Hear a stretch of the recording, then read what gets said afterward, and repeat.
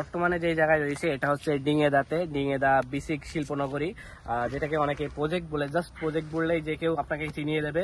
এটা হচ্ছে ডিঙেদা বাজার থেকে একটু আগিয়ে এসে।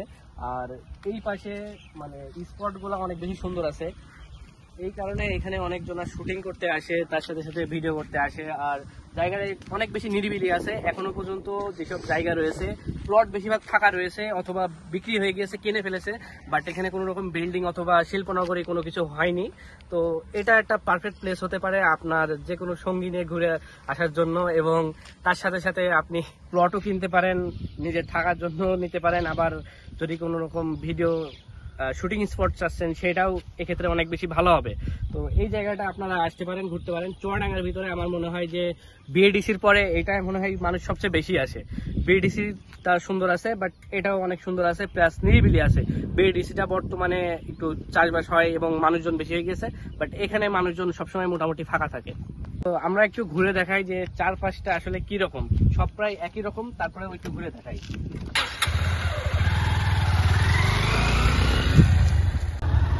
তো মেন এন্টারেন্সের পরে এইটা পড়ে আসলে। তো মেন যখন এন্টার করবেন তার বাম হাতে এই রাস্তাটা, এই রাস্তা থেকে সামনে এই বাম হাতে অল্প একটু রাস্তা রয়েছে। আর এখান থেকে এই সামনে একটু কাজ চলছে, এই জন্য হয়তো বা রাস্তাটা বন্ধ নাকি দেখতে হবে। তবে পুরো জায়গাটা এখন বর্তমানে বৃষ্টি হয়ে রয়েছে, জলাবদ্ধতা হয়ে রয়েছে, আর চারপাশে মোটামুটি কাজ চলছে। এখানেও বিল্ডিং হচ্ছে, ওখানে বিল্ডিং হচ্ছে, অনেক কটা বিল্ডিংই হচ্ছে এখানে। আর কিছু রাস্তা এখানে ব্লক করা রয়েছে। আর এদিক পানে যদি দেখায়, এদিক পানে জলাবদ্ধতা হয়ে গিয়েছে, এটা একটা শুটিং স্পট হতে পারে ভালো। আর এখানে সবসময় মোটামুটি ফাঁকা থাকে, নিরিবিলি পরিবেশ আছে, আপনারা ঘুরতে পারেন, সমস্যা নেই। আর সামনে হয়তো বা কোনো একটা বড় সড়ো কোনো কারখানা অথবা কোনো কিছু একটা হতে পারে আর কি। এটা হচ্ছে এই সোজা রাস্তাটুকু।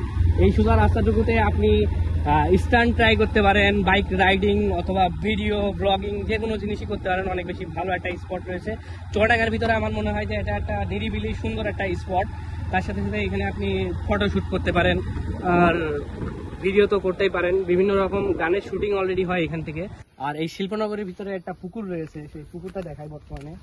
এরা সবসময় প্রায় শুকনো থাকে, বাট এখন যেহেতু বৃষ্টি হয়েছে কয়দিন ধরে, তো এখানে মোটামুটি ভালো পরিমাণে পানি হয়ে গিয়েছে, এর ভিতরে পানি হয়ে গিয়েছে। আর পুকুরটা সুন্দর আছে, মনে হচ্ছে অনেকটা সুইমিং পুলের মতো, সুইমিং পুলের মতো লাগছে অনেকটা।